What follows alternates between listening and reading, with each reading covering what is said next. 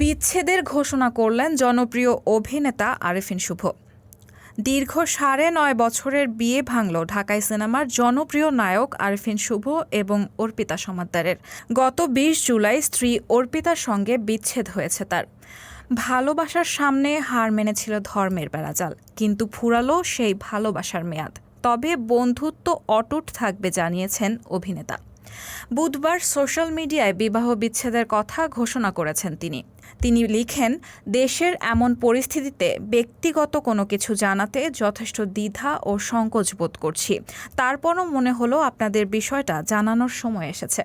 অত্যন্ত দুঃখের সঙ্গে জানাচ্ছি যে আমি আর অর্পিতা আমরা হয়তো বন্ধু হিসেবেই ঠিক আছি, জীবনসঙ্গী হিসেবে নয়। আমরা গত ২০ জুলাই এই সিদ্ধান্তে উপনীত হয়েছি। বন্ধুত্বটুকু নিয়ে দুজনের সম্মতিতে বাকি জীবন নিজেদের মতো করে বাঁচব। তিনি আরও লেখেন, অনেক চড়াই উতরাইয়ের পরও অর্পিতা আমার এবং আমার মায়ের জন্য যা করেছেন সেটার জন্য তার প্রতি চিরকৃতজ্ঞ এবং চিরঋণী। মা চলে যাওয়ার পর জীবনটা একেবারেই শূন্য হয়ে গিয়েছে, কিন্তু আমি বিশ্বাস করি আপনাদের দোয়া এবং ভালোবাসা আমার সঙ্গে আছে, যেটা নিয়ে আমি বাকি জীবনটা সুন্দর ও সুস্থভাবে বাঁচতে পারব। তারপরেই অভিনেতাকে নিয়ে সমালোচনার ঝড় নেটপাড়ায়।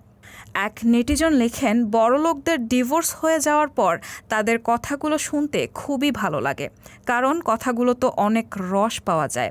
হায়রে বন্ধুত্ব, ৭ বছরে তারা বন্ধু ছিল কিন্তু সঙ্গী হতে পারল না। যত সব ন্যাকামি পোস্ট।